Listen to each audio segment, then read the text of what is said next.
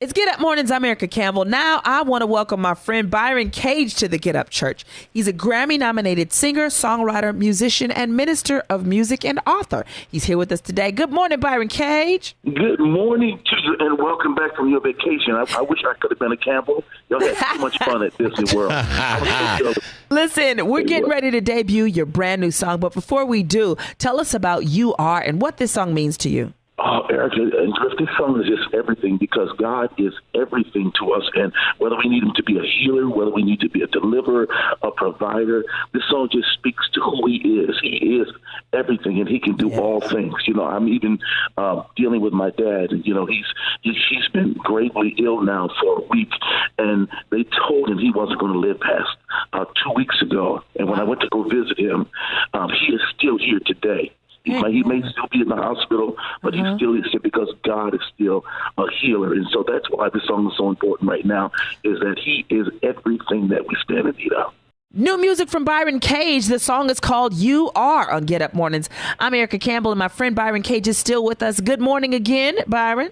Good morning. I've got a question for you. Is it true that many years ago you were invited to join the group Disciples for Christ, which later became Commission?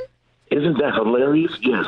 Fred Hammond and I. We used to be at a church called Greater Grace Temple, and he played the bass guitar, I played the organ, and directed the choir.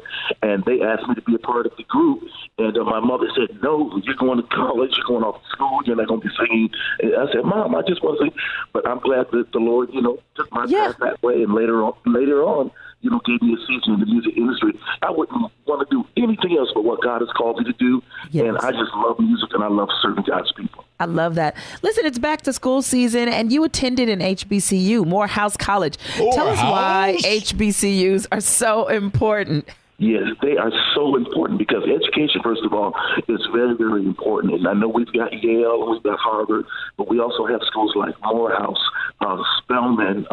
You have so many wonderful HBCUs, Howard University here, where I'm in Washington, D.C., to where you can get a great education and also culturally be involved with our people. And because it's not like I'm not prejudiced. I love all of God's people. But there's something about, I think, the African-American experience that is so enriching, not just educationally, but also culturally. For sure.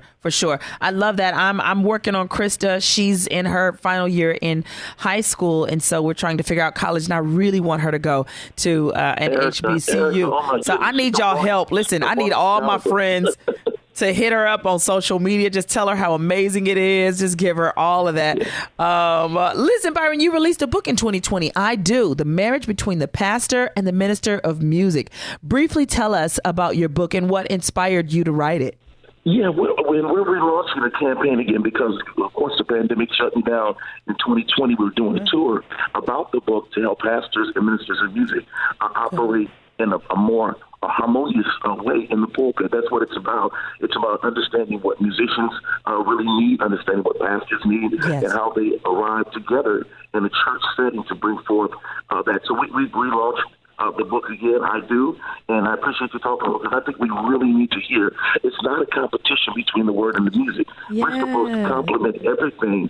As we, again, you're first lady as well with Pastor Campbell, and it's so important that the music can be on the same page to support pastors in their ministry. Byron, we're excited that you got new music, man. You always, I catch you on, what is that thing you always on? Oh, the Clubhouse. Clubhouse. Yeah, I hear him on it all the time. You always got great ideas and great suggestions for up-and-coming singers. So keep doing you, Byron. How can people contact you? Chris, thank you, man. I appreciate it. My brother, they can contact me Instagram, Byron Cage, Twitter, The Real Byron Cage, Facebook, Byron Cage, Clubhouse, Byron Cage. We don't have Periscope anymore, but just type in Byron Cage and I'm there.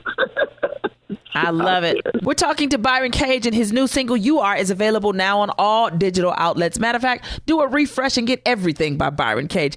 Thank you so much for being with us today, my friend. Thank you so much. I love you guys so much. Thank you. Stick around, y'all. It's going to get better and better right here on Get Up Mornings.